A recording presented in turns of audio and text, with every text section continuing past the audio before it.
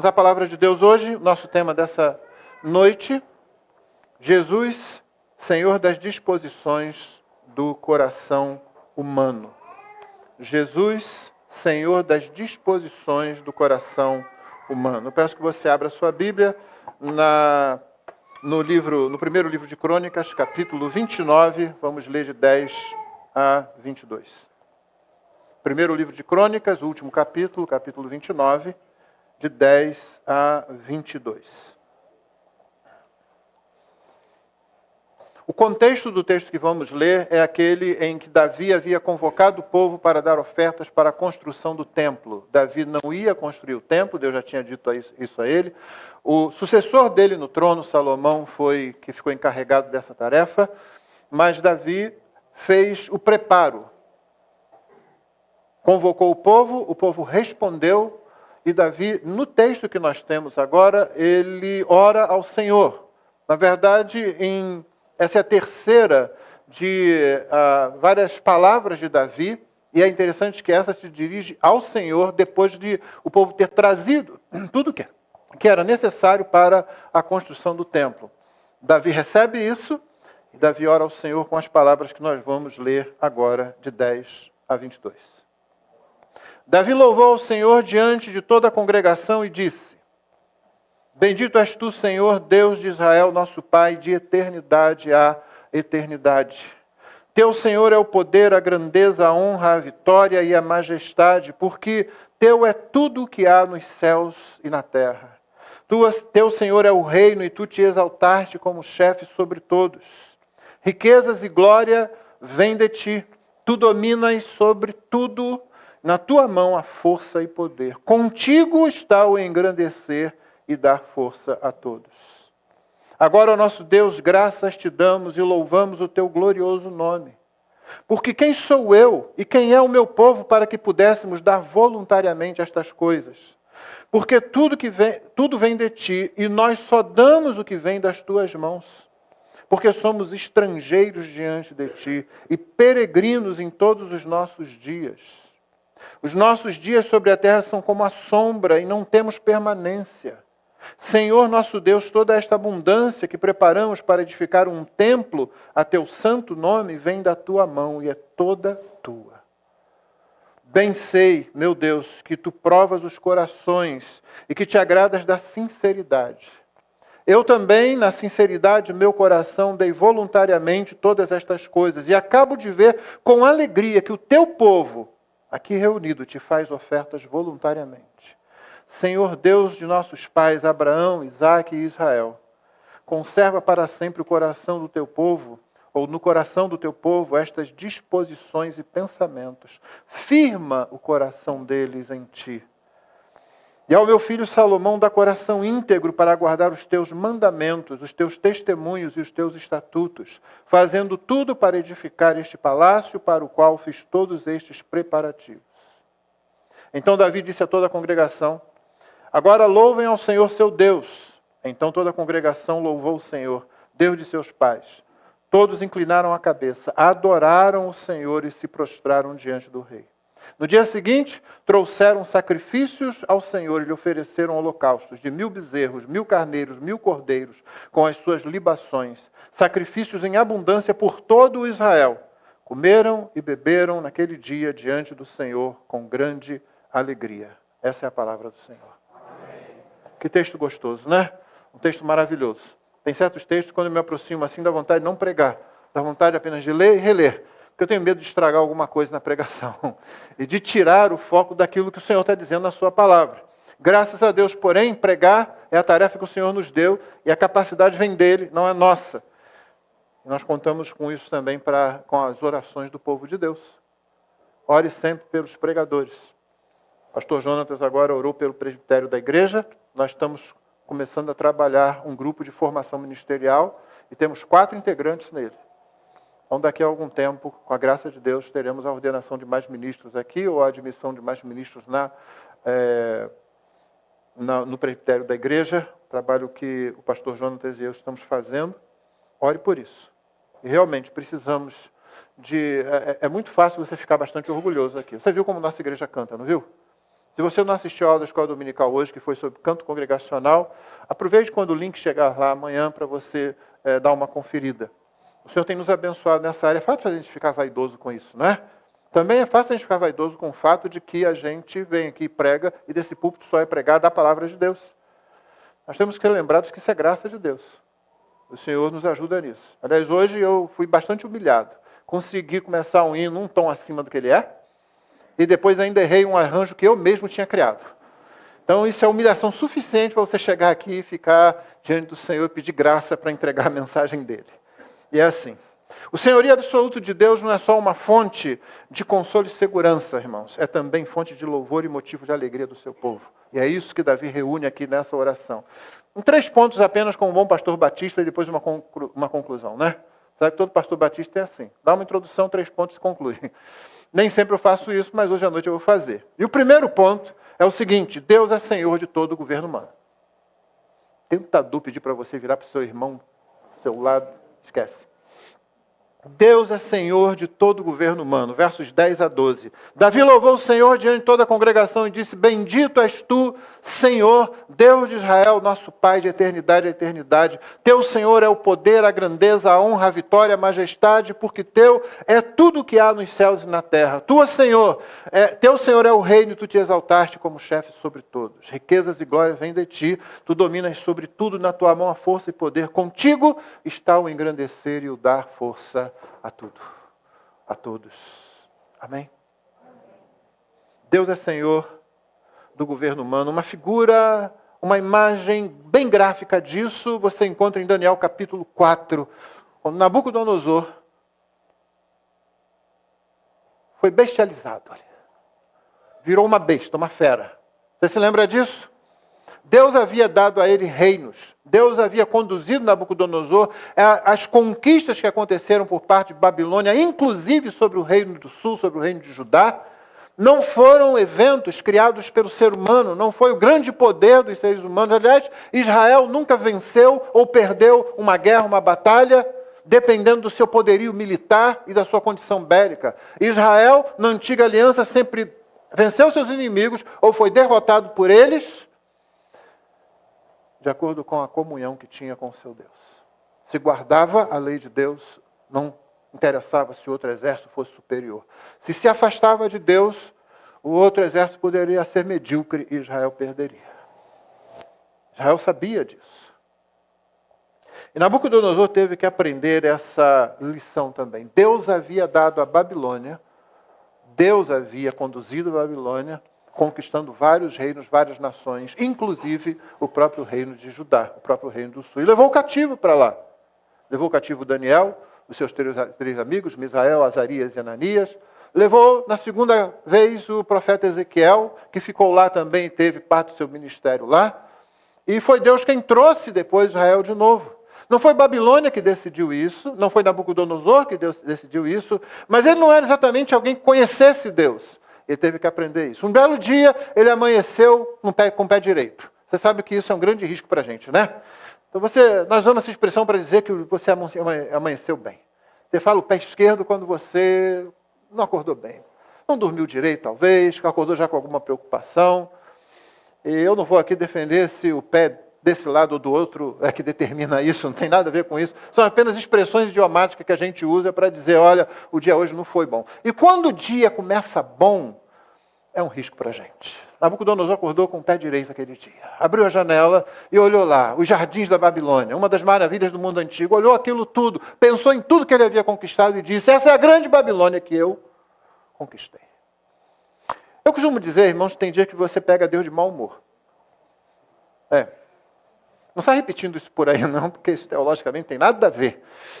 Mas não cria pelo menos um impacto na sua cabeça para você lembrar de certas coisas? Tem um dia lá que Moisés fica muito chateado e ao invés de falar à rocha como Deus disse para ele falar, ele resolve bater na rocha. Aparentemente isso não é nada, não. Pegou Deus de mau humor. Moisés, você não vai entrar na terra, você não me santificou. Todos os que se aproximam de mim para me servir precisam me santificar. Eles são uma imagem, eles transmitem para o povo a minha santidade. E você demonstrou diante do povo que não se precisa obedecer a Deus em detalhes. Que você pode modificar alguma coisa que ele fala. No Novo Testamento você tem Ananias e Safira. Eles chegam lá e fazem uma coisa que muito crente faz hoje. Dizem que são o que não são, dizem que fazem o que não fazem, na verdade. Eles dão uma oferta, chegam lá dizendo que deram tudo, mas não era verdade, eles tinham dado só metade. Pegaram Deus de mau humor naquele dia também. Espera aí, no começo da igreja, a Bíblia nem está completa. A autoridade é apostólica. O que significa que a autoridade da voz de Deus está vindo através de seres humanos. Você está olhando para seres de carne e osso, homens ali que estão diante de você, e você tem a tarefa de ouvi-los como se fosse a palavra de Deus. E aí vem alguém e diz, nós podemos enganá-lo. Nós podemos enganar Pedro e os demais. Só que Deus está atento ao que está acontecendo logo no início da igreja. Espera aí, não vai dar certo. Como nós dizemos aqui no Rio de Janeiro, uma expressão teológica que usamos, vai dar ruim. Deu ruim para eles. Naquele dia, Nabucodonosor também encontrou Deus, que resolveu ensinar, e isso foi um ato de misericórdia de Deus. Um ato de misericórdia de Deus. Não vamos repetir a história toda, vamos para o final dela, a oração que Nabucodonosor faz quando ele volta a si. Depois de ficar por 7 anos como se fosse um animal, ele diz no capítulo 4, versículos 34 e 35, mas no fim daqueles dias eu, Nabucodonosor, levantei os olhos ao céu. Que diferença, não é? Ele havia aberto a janela, olhado para baixo, para toda a Babilônia e dito, essa é a grande Babilônia que eu, com o meu poder...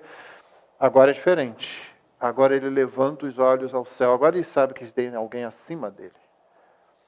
Levantei os meus olhos ao céu e recuperei o entendimento. Então eu bendisse o Altíssimo. Essa expressão não está aqui por acaso. Ele poderia dizer o grande Deus, o maravilhoso, qualquer outra coisa seria verdade, mas não. É o Altíssimo, é aquele que está lá. Eu estou aqui embaixo. Na verdade, se Nabucodonosor ficou de 4, como o texto mostra para a gente, cresceu o pelo, cresceram as unhas, o cabelo, virou uma espécie de bicho ali. Quando ele finalmente ergueu os olhos e ficou de pé, foi que ele percebeu que ele, na verdade, é muito mais baixo, está muito mais abaixo, inclusive de quando ele estava ali de 4 como animal. Por isso ele diz, eu bendisse o Altíssimo, louvei e glorifiquei aquele que vive para sempre. O seu domínio é eterno, o meu não é. O seu reino se estende de geração em geração, o meu daqui a pouco passa. Todos os moradores da terra são considerados como nada, inclusive eu. E o Altíssimo faz o que quer com o exército do céu e com os moradores da terra. Não há quem possa deter a sua mão, nem questionar o que ele faz. Deus é Senhor dos governos e de todo o governo humano. Você precisa se consolar e aprender a se consolar com isso, porque à nossa volta parece às vezes que tudo está descontrolado. Parece que tudo está desgovernado. E, de fato, os homens conseguem fazer um desgoverno, mesmo quando recebem a autoridade de outros homens para fazer um governo. Ao nosso redor nós temos traficantes que acham nós que mandamos. Nós temos governantes que dizem, eu sou o governante absoluto. Nós temos terroristas espalhados pelo mundo. Nós temos homens e mulheres que maltratam os homens e mulheres que são filhos de Deus. É natural que crentes muitas vezes olhem ao seu redor e comecem a pensar, quando será que o Senhor vai terminar com tudo isso? Quando será que o Senhor vai deter tudo isso? Mas o livro do Apocalipse foi escrito, e talvez o seu maior motivo de ser escrito não é dizer quando Jesus volta, não tente fazer isso, você vai perder tempo. O livro foi escrito para dizer que, no final, o Cordeiro vence, e a igreja vence com ele. É isso que vai acontecer. É esse o grande tema do livro. No final, o Cordeiro vence e a igreja vence com ele. Porque tudo que acontece é ele mesmo quem está controlando. Tudo está debaixo do seu governo absoluto.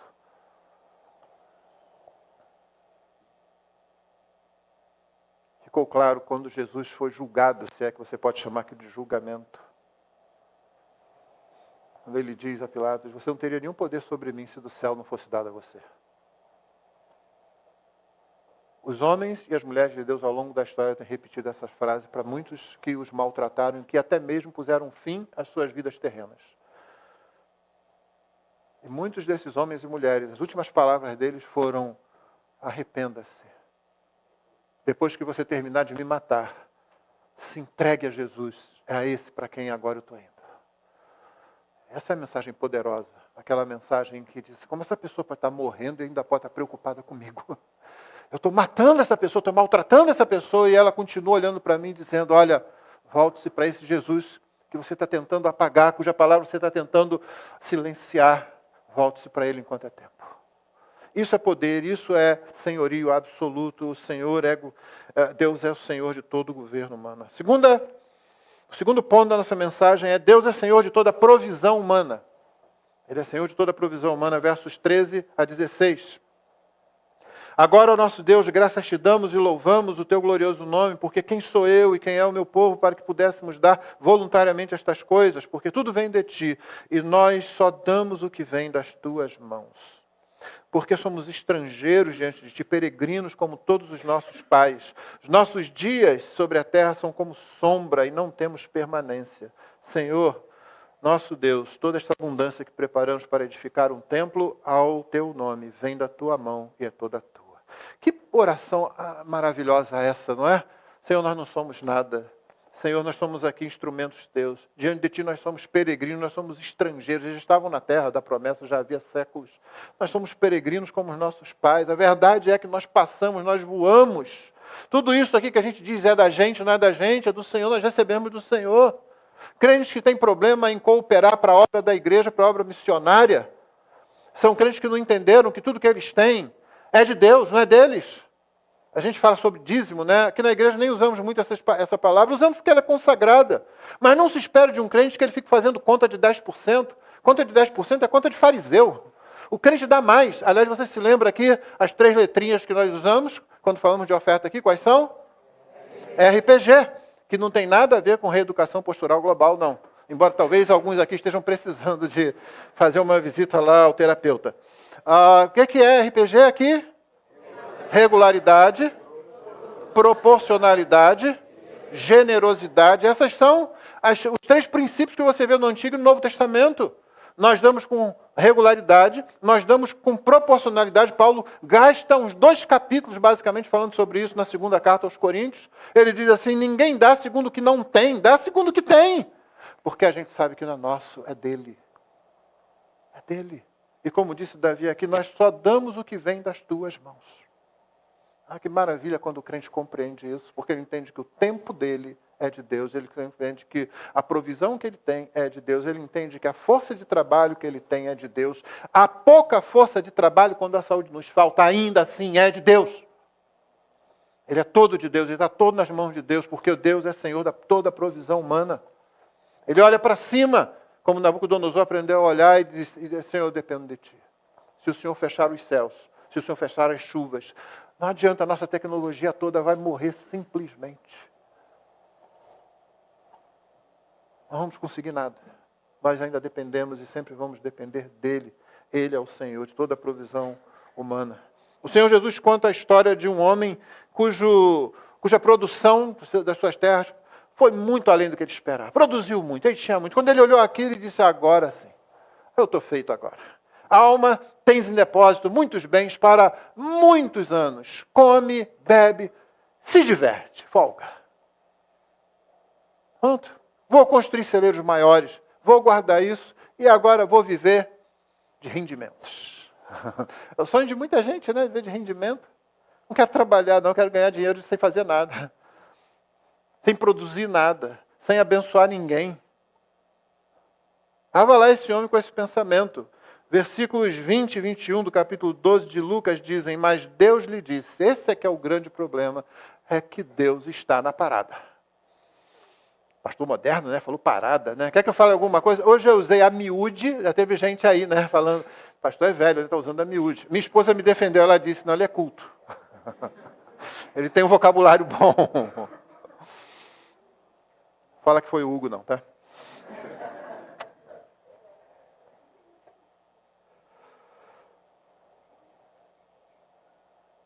O negócio é que você não consegue tirar Deus dessa equação. Você não consegue tirar Deus. Esse é que é o problema que muita gente esquece. Em algum momento, Deus vai cruzar o seu caminho.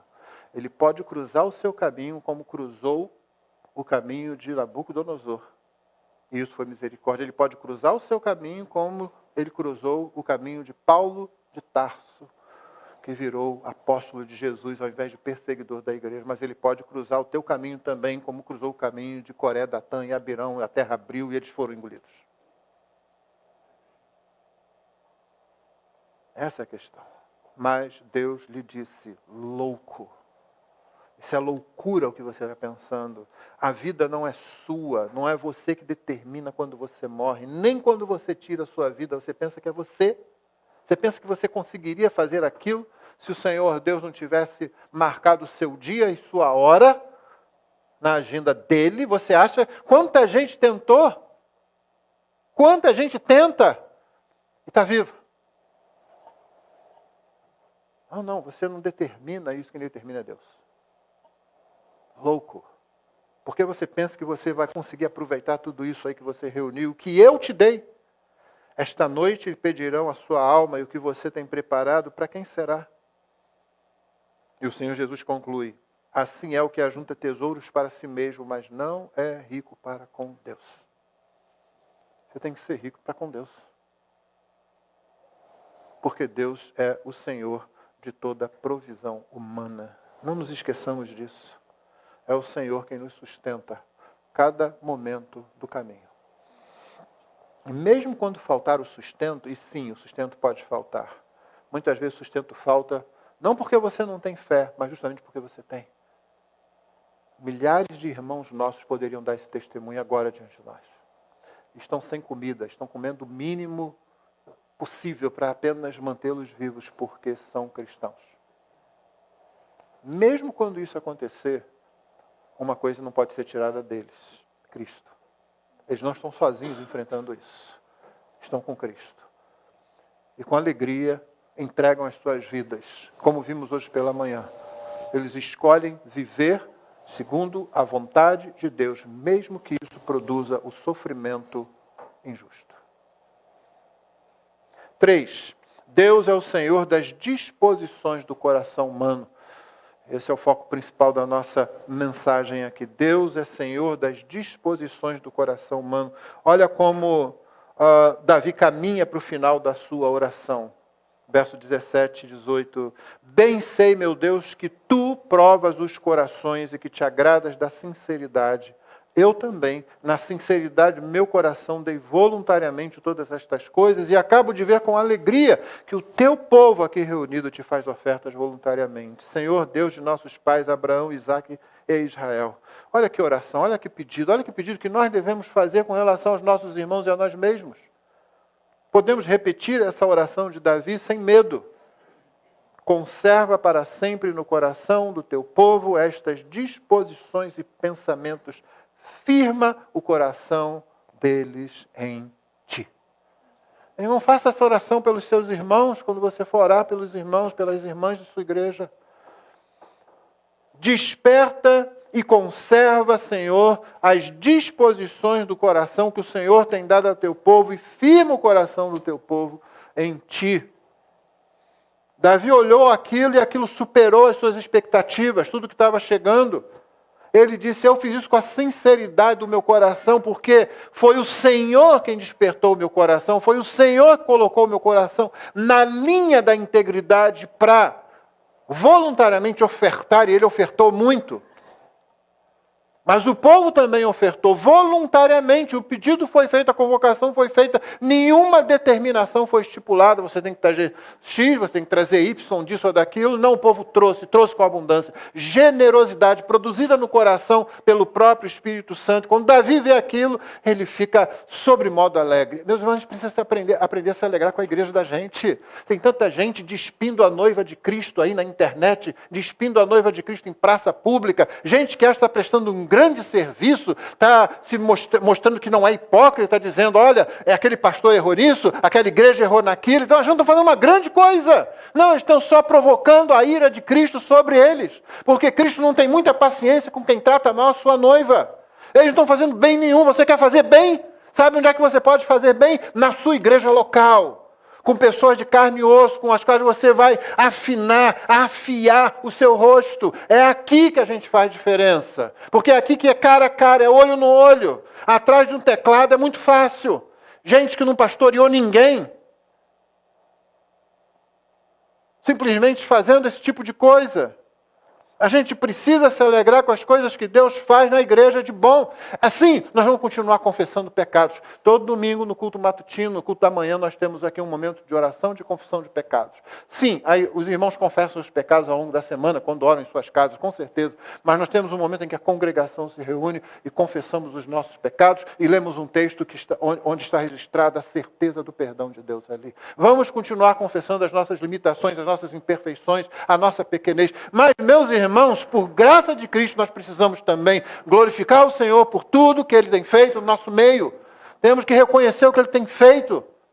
Quando a igreja canta e canta o louvor de Deus, isso é obra da graça de Deus. Quando o estudo da classe é um estudo bíblico, isso é obra da graça de Deus. Quando a classe de membresia mostra aos crentes que a palavra de Deus diz como é ser membro de uma igreja e o que uma igreja realmente é, isso é obra da graça de Deus. Quando irmãos se preparam para o batismo, e eles são ensinados de acordo com a palavra de Deus, isso é obra da graça de Deus. Quando as crianças de nossa igreja têm a chance de ver a história tomar forma na frente delas, porque uma igreja está preocupada em contar para elas os grandes feitos de Deus na história, e isso é obra da graça de Deus, e a gente tem que dizer aleluia, louvado seja Deus.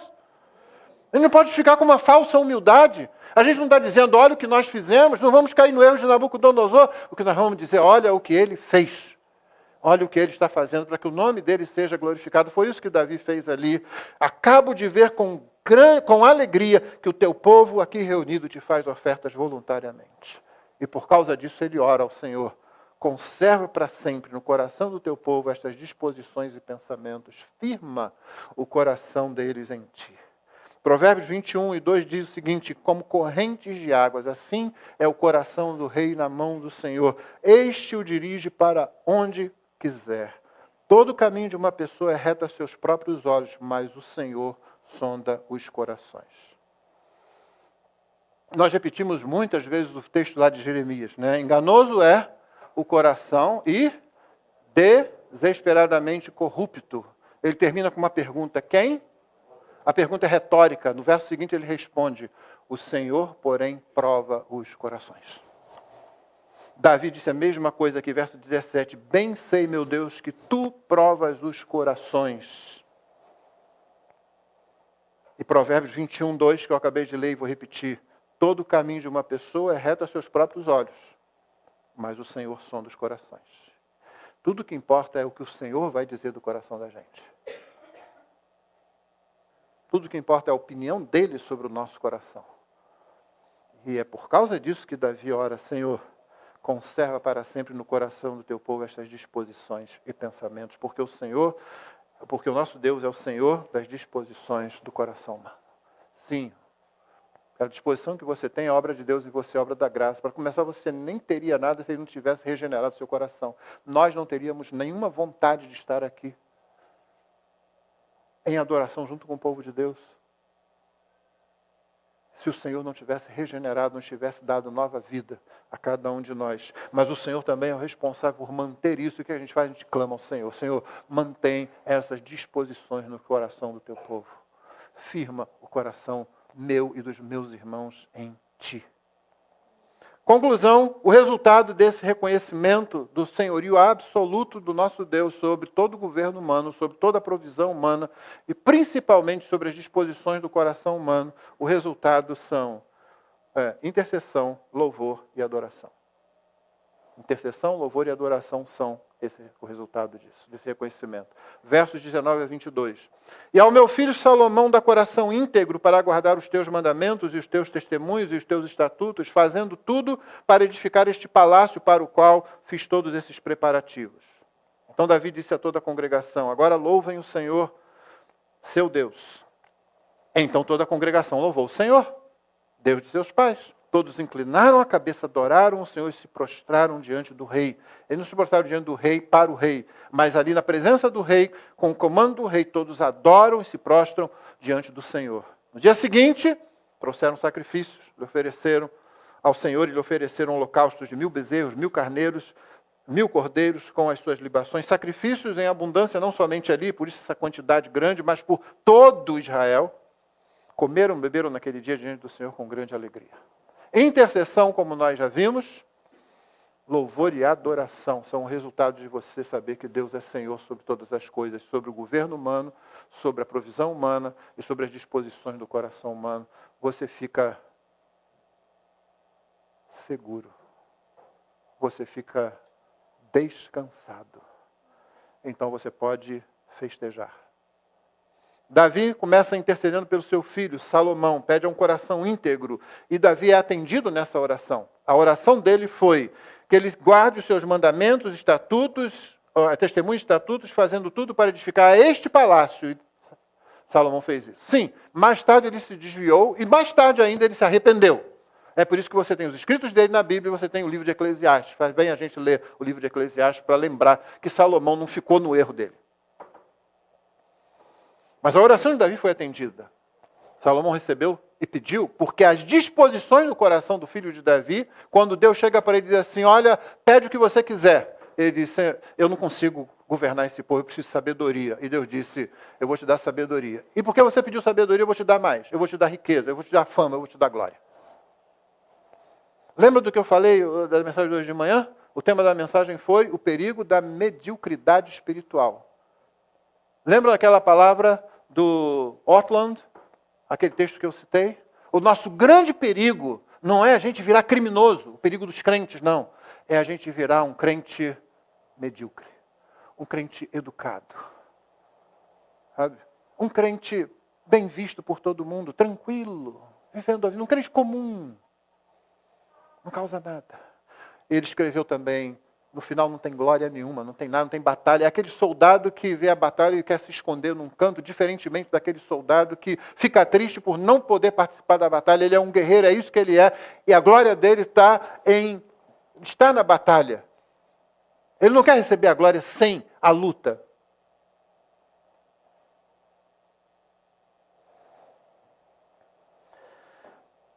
A oração de Davi foi ouvida, seu filho recebeu glória, fama. Mas as orações que fazemos enquanto estamos nessa vida, irmão, não são uma garantia de que aquilo que nos foi dado no momento será sempre nosso. Porque depende, inclusive, da nossa atitude com relação a Deus, da nossa fidelidade. E por isso a oração que deve ser feita. Senhor, mantém, confirma sempre essas disposições do coração, firma o coração deles em Ti. Por isso nós oramos uns pelos outros, por isso nós perseveramos na graça, no conhecimento de Jesus. Infelizmente, Salomão se desviou bem mais tarde, depois de ter cumprido. Construiu o palácio do rei, antes construiu o templo do Senhor, e graças a Deus também depois arrependeu-se. Mas depois da intercessão, o louvor e a adoração, Davi diz à congregação, o que é que a gente faz agora? O que vamos fazer agora? Bom, está tudo aí, oramos ao Senhor, reconhecemos o Senhor, bom, agora vamos festejar. Louvar ao Senhor, ele diz, louvem o Senhor, seu Deus, agora. E a congregação louvou o Senhor, foi o que eles fizeram. Inclinaram, adoraram ao Senhor ali, junto com o rei. E no dia seguinte, por que a gente vai fazer um dia só? Por que a gente vai ficar num dia só com louvor a Deus depois de ter feito uma coisa tão grande? Aliás, uma das nossas falhas é isso. Às vezes nós oramos uma semana, um mês, às vezes vários meses por alguma coisa. Quando aquilo acontece, quando Deus nos abençoa, quando Deus dá a resposta àquela oração, nós fazemos uma oração de louvor a Deus por aquilo. Nós achamos que, parece que não tem muita lógica, né, a gente continuar agradecendo pela mesma coisa. Você pode agradecer por cada aspecto do que Deus fez em torno de uma coisa. Nunca é uma coisa só. Nunca é uma coisa só. Um grupo de 17 irmãos de nossa igreja foi à última conferência fiel, a 40ª conferência fiel lá em Águas de Lindóia. Todos foram, todos voltaram. Aí sabe o que aconteceu no caminho? Nada. Eu estava pensando, vamos ter um testemunho lá para dar. O carro que o Renato estava caiu, capotou na Serra das Araras, pegou fogo ali e todo mundo que estava ali saiu sem um arranhão. Nossa, culto para 7 dias aí. Oração, louvor, adoração. Não, mas aí o que aconteceu? O testemunho, vem dar o testemunho aqui, irmão. Olha, eu estava na Serra das Araras e quando eu estava vindo lá, fiz a curva sem problema. E aí tinha um abismo lá, mas eu não caí nele. E aí passamos por um caminhão enorme, mas ele não tombou sobre a gente. Nada para contar mesmo, sério. Um monte de gente no mesmo período pelo Brasil inteiro saiu da sua casa para o bairro seguinte e não voltou para casa. Nosso grupo foi, nosso grupo voltou. é bênção de Deus. Não, mas isso é mais do que isso. Porque podia ter acontecido alguma coisa. Podia ter. Deus teria falhado, Deus teria sido infiel por causa disso. Não, muitas outras coisas aconteceram. Nós fomos abençoados na conferência, na comunhão, nas palavras que ouvimos. Fomos acrescidos, fomos melhorados, no sentido de nos preparar melhor para servir a nossa igreja local. Abençoamos irmãos de outros lugares do Brasil e do mundo que você talvez não tenha noção do que Deus está fazendo por causa de uma palavra que talvez um dos irmãos ou irmãs que estiveram lá falaram num dado momento. Fiz uma visita essa semana junto com minha esposa. Aliás, eu estava sozinho, nessa visita ela não estava presente. E eu comentei uma coisinha lá que não tinha realmente a ver com o objetivo. Depois disso, a irmã veio falar comigo. Pastor, aquilo que o pastor falou, aquilo foi algo de Deus. O que é que eu falei? Isso assim. Peraí, essa era a menor parte. Essa aí, eu trabalhei tanto outra coisa, né? Eu preparei assim o negócio. Eu estava com alguns amigos lá em Maputo, em Moçambique, quando estive pregando lá agora há poucos meses. E nós nos reunimos numa sala, estávamos eu, o pastor Francisco José, que é missionário lá em Maputo, o irmão Tiago Santos também, pastor Alex Dyer, irmão do nosso irmão Ivo e pastor lá perto de Campinas. Estavam conversando ali, quando alguém levantou uma pergunta assim, eles já haviam começado uma conversa, eu cheguei depois na sala, falei, Maurício, você já sentiu uma pregação em que você pregou e você desceu do púlpito dizendo, mas que pregação ruim, que pregação horrível. Eu falei assim, constantemente. Constantemente. E eles falaram assim, pois é, a gente está falando aqui, a gente prepara, a gente faz aquela... Aí eu falei assim, mas sabe uma coisa que tem acontecido mais de uma vez ao longo desses anos, várias vezes na verdade? Aquela oração, aquela pregação que eu achei que foi fraca, né? Eu tinha pregado no domingo antes uma oração poderosa, quase no nível de pecadores nas mãos iradas, de um Deus irado, quase assim, faltando um pouquinho para chegar lá. Aí na semana seguinte foi um fracasso, não consegui transmitir bem, não foi bem. Aí chega alguém, muito tempo depois, pastor, aquela pregação que o pastor fez, deve ser aquela outra lá, próxima de Jonathan Edwards, né? Não, falou aquela que eu fui muito mal, aquela foi ruim, foi aquela que Deus usou. Foi aquela que Deus resolveu falar.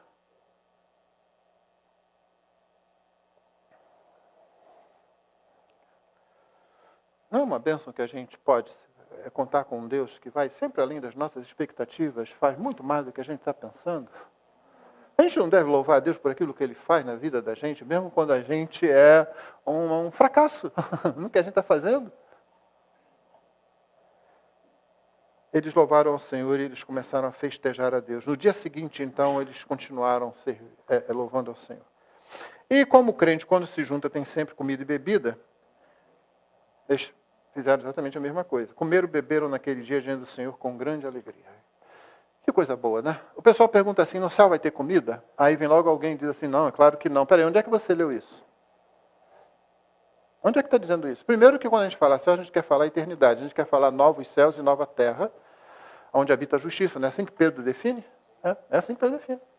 E nós vamos habitar na eternidade como aqueles espectros com uma toga e uma harpa na mão, flutuando de nuvem em nuvem. Sim, eu sei que Elisângela quer isso. Ela já falou que ela quer isso. Não vai ser assim, Elisângela. Não vai ser. Talvez você até consiga flutuar, mas isso é muito pouco. A minha esposa também espera muito pouco do céu. Ela disse que o galardão dela vai ser chegar lá no céu e ter uma mesa cheia de doce de leite, leite condensado e tudo quanto é tipo. Eu falei, mas você quer muito pouco do negócio, né? Eu sempre comento o seguinte, irmãos. Eles comeram e beberam naquele dia diante do Senhor com grande alegria. O restaurante que tem aqui na esquina de nossa rua, ele tem uma frase interessante ali, muito correta, não é? Ele diz que, deixa eu ver se eu me lembro, aqui tem gente que frequenta lá, está todo domingo lá, né? E a frase diz que a melhor rede social, ou mídia social, ainda é uma mesa rodeada de amigos. Mais ou menos assim. Depois você passa ali e vê. Não é uma coisa maravilhosa isso? Então eu sempre digo o seguinte, gente, se isso é uma coisa boa, quando a gente se reúne, pode estar... O C.S. Lewis uma vez escreveu isso, poucas coisas são mais deliciosas do que a risada de amigos em torno de uma mesa.